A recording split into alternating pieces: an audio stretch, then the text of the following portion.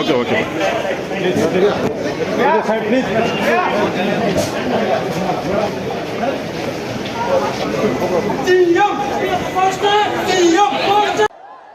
పాదయాత్ర జగన్ గారి పాదయాత్ర లాంటిది కాదు ఇది.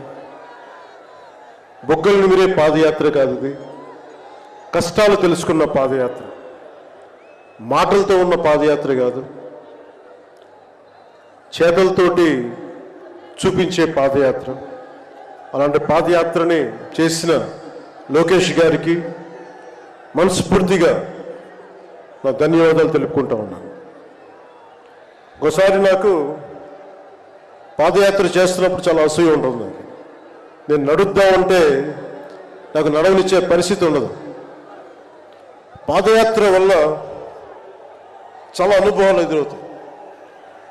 చాలామందితో సాధక బాధలు తెలుసుకోవచ్చు, కష్ట సుఖాలు పంచుకోవచ్చు.